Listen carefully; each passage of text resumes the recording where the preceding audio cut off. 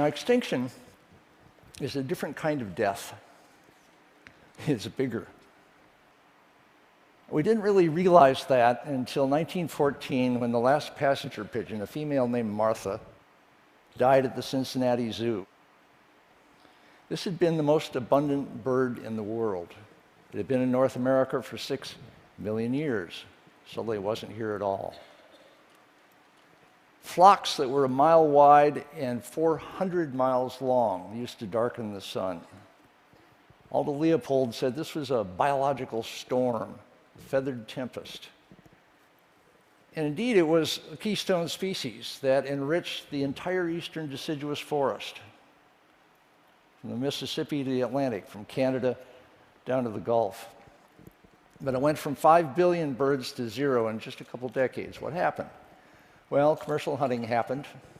These birds were hunted for meat that was sold by the ton.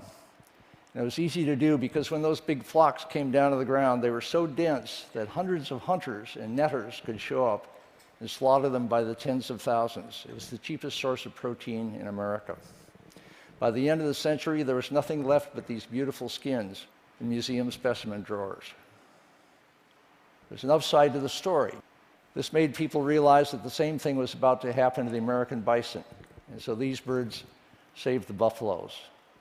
But a lot of other animals weren't saved. The Carolina parakeet was a parrot that lit up backyards everywhere. It was hunted to death for its feathers. There's a bird that people liked on the East Coast called the heath hen. It was loved. They tried to protect it. It died anyway. A local newspaper spelled out, there's no survivor, there's no future, there's no life to be recreated in this form ever again. There's a sense of deep tragedy that goes with these things. And it happened to lots of birds that people loved. It happened to lots of mammals. Another keystone species is a famous animal called the European oryx. There's sort of a movie made about it recently. And the oryx was like the bison. This was an animal that basically kept the forest mixed with grasslands across the entire Europe and Asian continent, from Spain to Korea. The documentation on this animal goes back to the Lascaux cave paintings. The extinctions still go on. There's an ibex in Spain called the bucardo, went extinct in 2000. There was a marvelous animal, a marsupial wolf, called the thylacine in Tasmania, south of Australia, called the Tasmanian tiger. It was hunted until there were just a few left to die in zoos. A little bit of film was shot.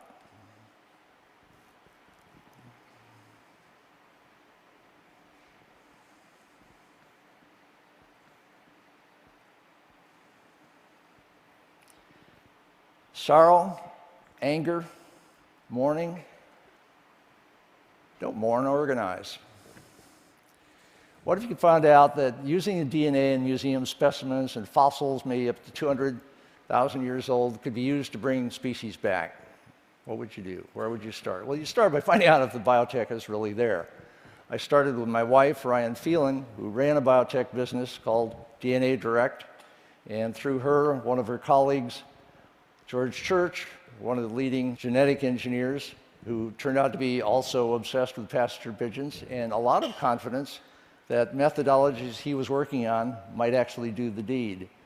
So he and Ryan organized and hosted a meeting at the Wyss Institute in Harvard, bringing together specialists in passenger pigeons, conservation ornithologists, bioethicists.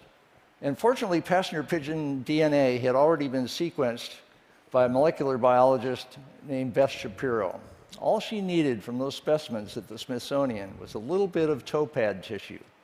Because down in there is what is called ancient DNA.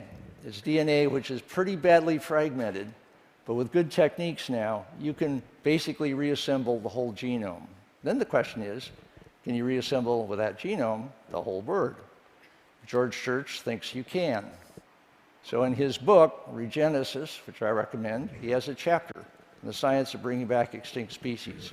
And he has a machine called the multiplex automated genome engineering machine. It's kind of like an evolution machine. You try combinations of genes that you write at the cell level and then in organs on a chip, and the ones that win that you can then put into a living organism, and it'll work. The precision of this, one of George's famous unreadable slides, nevertheless points out that there's a level of precision here right down to the individual base pair. Passenger pigeon has 1.3 billion base pairs in its genome. So what you're getting is the capability now of replacing one gene with another variation of that gene. It's called an allele. Well, that's what happens in normal hybridization anyway.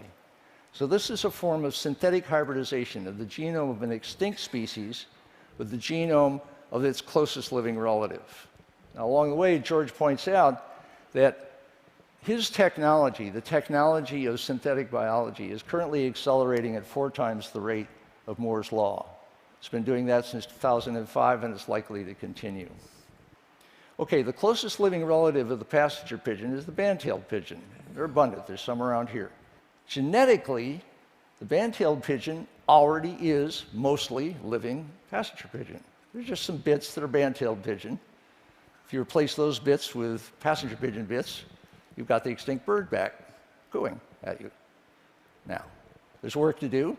You have to figure out exactly what genes matter. So there's genes for the short tail in the band-tailed pigeon, genes for the long tail in the passenger pigeon, so on with the red eye, peach-colored breast, flocking, and so on. You add them all up, the result won't be perfect. But it should be perfect enough, because nature doesn't do perfect either. So this meeting in Boston led to 3 things. First off, Ryan and I decided to create a nonprofit called Revive and Restore that would push de-extinction generally and try to have it go in a responsible way. And we would push ahead with the passenger pigeon. Another direct result was a young grad student named Ben Novak, who'd been obsessed with passenger pigeons since he was 14 and had also learned how to work with ancient DNA, himself sequenced the passenger pigeon using money from his family and friends. We hired him full-time. Now, this photograph I took of him last year at the Smithsonian, he's looking down at Martha, the last passenger pigeon alive. So if he's successful, she won't be the last. The third result of the Boston meeting was the realization that there are scientists all over the world working on various forms of de-extinction, but they'd never met each other. And National Geographic got interested because National Geographic has the theory that the last century discovery was basically finding things, and in this century, discovery is basically making things. De-extinction falls in that category. So they hosted and funded this meeting of 35 scientists. They were conservation biologists, molecular biologists, basically meeting to see if they had work to do together. Some of these conservation biologists are pretty radical. There's 3 of them who are not just recreating ancient species, they're recreating extinct ecosystems in northern Siberia, in the Netherlands, and in Hawaii. Henry, from the Netherlands, with a Dutch last name I won't try to pronounce, is working on the aurochs. The aurochs is the ancestor of all domestic cattle. And so basically, its genome is alive, it's just unevenly distributed. So what they're doing is working with 7 breeds of primitive, hardy-looking cattle like that Marimana primitivo on the top there to rebuild over time with selective backbreeding the aurochs. Now, rewilding is moving faster in Korea than it is in America.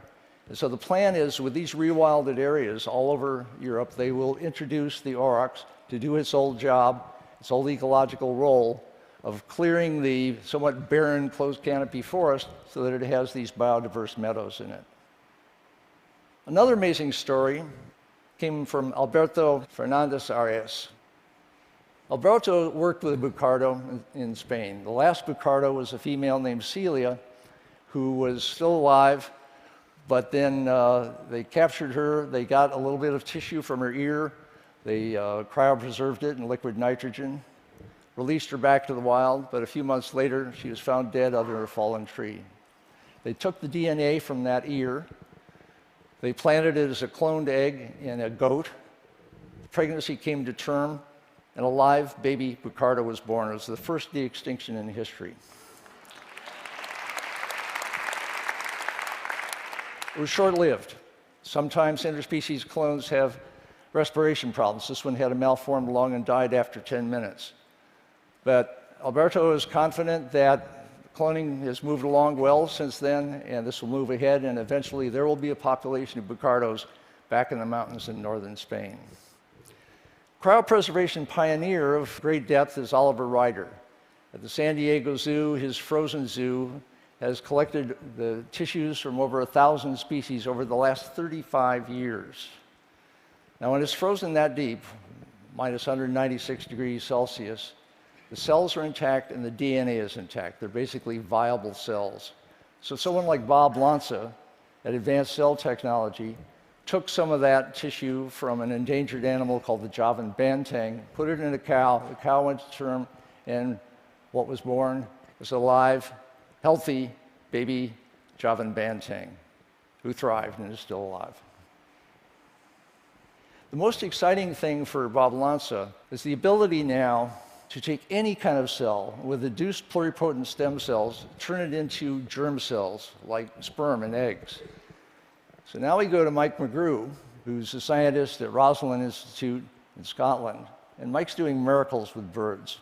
So he'll take, say, falcon skin cells, fibroblasts, turn it into induced pluripotent stem cells. Since it's so pluripotent, it can become germplasm. He then has a way to put the germplasm into the embryo of a chicken egg so that that chicken will have basically the gonads of a falcon. You get a male and a female, each of those, and out of them comes falcons. Real falcons out of slightly doctored chickens. Van Novak was the youngest scientist at the meeting. He showed how all of this can be put together. The sequence of events. You'll put together the genomes of the band-tailed pigeon and the passenger pigeon.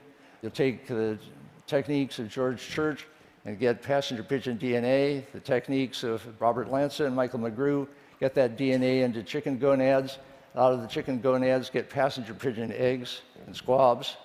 And now you're getting a population of passenger pigeons. It does raise the question of, they're not going to have passenger pigeon parents to teach them how to be a passenger pigeon.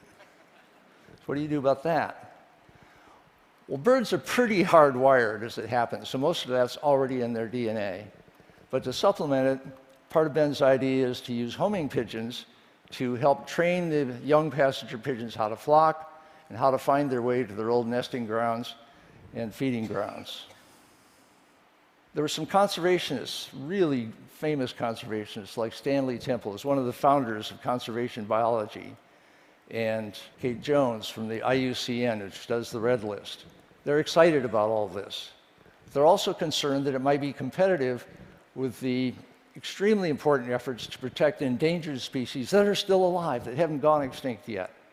And so you want to work on protecting the animals out there. You want to work on getting the market for ivory in Asia down so you're not losing 25,000 elephants a year. But at the same time, conservation biologists are realizing that bad news bums people out. And so the Red List is really important to keep track of what's endangered and critically endangered and so on. But they're about to create what they call a green list. And the green list will have species that are doing fine, thank you, species that were endangered, like the bald eagle, but they're much better off now, thanks to everybody's good work, and protected areas around the world that are very, very well managed. So basically, they're learning how to build on good news. And they see reviving extinct species is the kind of good news you might be able to build on. Here's a couple related examples. Captive breeding will be a major part of bringing back these species. The California condor was down to 22 birds in 1987. Everybody thought it was finished. Thanks to captive breeding at San Diego Zoo, there's 405 of them now. 226 are out in the wild. That technology will be used on de-extincted animals. Another success story is the mountain gorilla in Central Africa. In 1981, Diane Fossey was sure they were going extinct. There were just 254 left. Now there are 880. They're increasing in population by 3% a year. The secret is they have an ecotourism program which is absolutely brilliant. So this photograph was taken last month by Ryan with an iPhone. That's how comfortable these wild gorillas are with visitors. Another interesting project that's going to need some help is the northern white rhinoceros. There's no breeding pairs left. But this is the kind of thing that a wide variety of DNA for this animal is available in the frozen zoo, a bit of cloning, you can get them back. So where do we go from here? These have been private meetings so far. I think it's time for the subject to go public. What do people think about it? You know, do you want extinct species back? Do you want extinct species back? Yeah.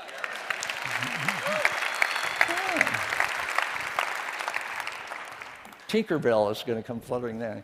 It is a Tinkerbell moment, because, you know, what are people excited about with this? What are they concerned about?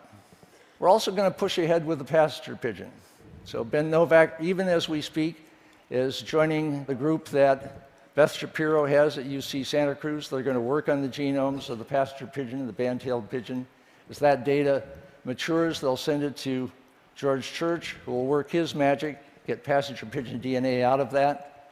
We'll get help from Bob Lanza and Mike McGrew to get that into germplasm that can go into chickens, that can produce passenger pigeon squabs, that can be raised by band-tailed pigeon parents, and from then on, as passenger pigeons all the way, maybe for the next 6 million years.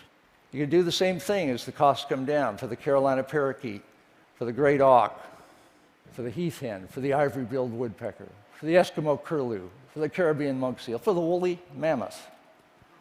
Because the fact is, humans have made a huge hole in nature in the last 10,000 years. We have the ability now, and maybe the moral obligation, to repair some of the damage. Most of that we'll do by expanding and protecting wildlands, by expanding and protecting the populations of endangered species. But some species that we killed off totally, we could consider bringing back to a world that misses them. Thank you.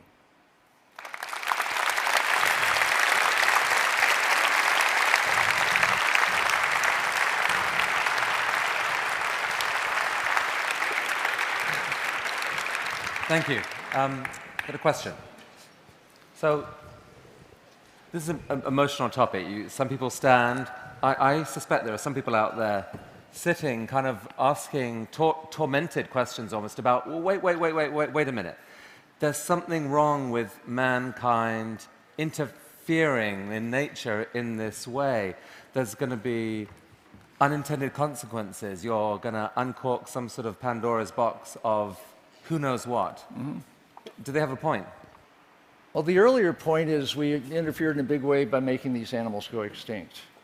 And many of them were keystone species, and we changed the whole ecosystem they were in by letting them go. Now, there's the shifting baseline problem, which is so when these things come back, they might replace some birds that are there, that people really know and love. I think that's, you know, part of how it'll work. This is a long, slow process. One of the things I like about it is multi-generation. We will get woolly mammoths back. Well, it feels like both the conversation and the potential here are pretty thrilling. Thank you so much for presenting. Thank you.